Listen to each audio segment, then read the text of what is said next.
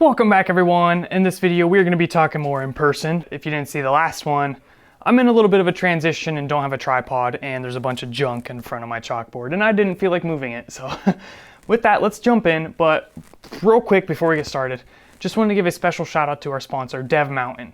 Dev Mountain is legit and they will help you get a career in the industry. So if you guys want to take the concepts here and apply them to real world problems, then go check out Dev Mountain because their goal is to take newbies and get them a job in the industry by teaching them everything they need to know to succeed in web development, iOS, user experience, and more. So check the link out in the description. If you let them know I sent you, they'll give you $250 off their tuition. And if you go in person, housing is at no additional cost. So yeah, that's pretty sweet. All right, let's get started. Let's just talk a little bit more about variables. I know we've done it, but I wanted to talk a little bit more about global versus local variables and some various ways to create variables. First thing I wanted to mention is that we're going to be talking about some stuff that is in newer versions of ECMAScript, sorry. And what that means is because all of the job of processing our JavaScript is basically outsourced to these different browsers and different engine versions, we can't fully trust all of the browsers to know how our code works.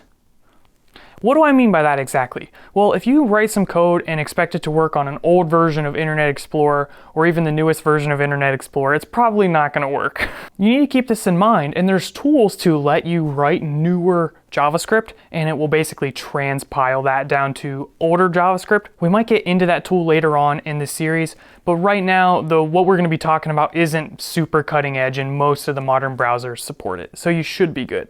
So the first thing we need to talk about is when you create a variable using the var keyword, it creates that variable in the scope, the function scope that it's defined in.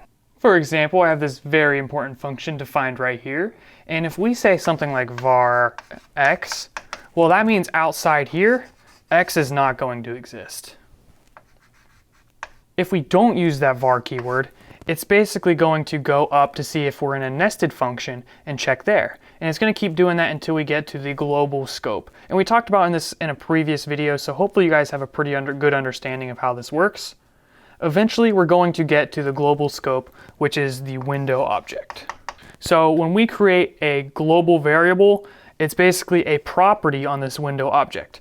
You'll understand more about properties once we talk about object-oriented programming, but for now, basically no, we're just creating a variable that's accessible anywhere. For serious production apps, you probably want to make sure you leave that var in there and try to define your variables inside of functions. But just for playing around, I like to just leave them in the JavaScript file plain as is, because if it's not in a function and you use var, it's still going to be attached to window.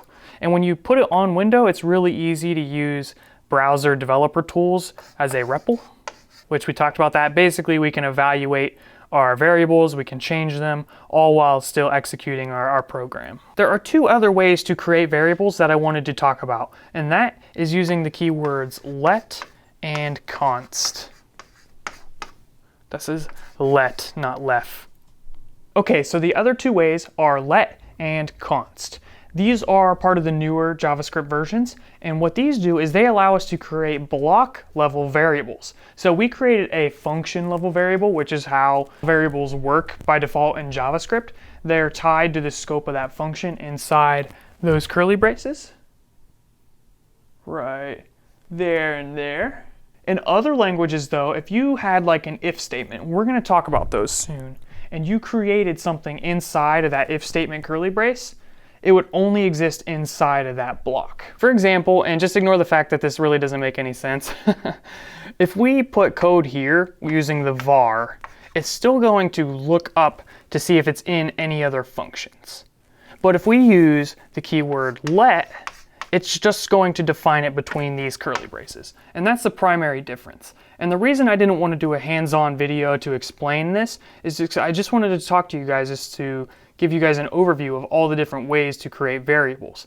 And I think sometimes when you just go in and start typing stuff, you don't really process why or what behind the scenes, and you get confused. I get confused anyways easily. So I figured, hey, let's just talk about the concept, and then when we use it later on, it'll make more sense. So let is going to create a block level scope, and same for const. The only difference is that with const, and we would want to use that in here as well. It will not let you change the value. So if you have a variable that you won't want to change between the curly braces, you'll want to use the const keyword. These make it a lot easier to protect our variables without having to always make complicated functions. You can just use block level scoping. And we're going to get into that a lot more in future videos, but just wanted to talk a little bit about the concept. So just to review, there are 4 ways to create a variable in JavaScript. 1, just putting the name of the variable. Onyx, you be quiet now. Put the name of the variable and you set it equal to something. That'll automatically go up the scope chain, basically nested functions, until it finds that variable, and if it doesn't, it'll create a global variable on the window object. Second way is using the var keyword, and that's going to create the variable inside of the function you're in.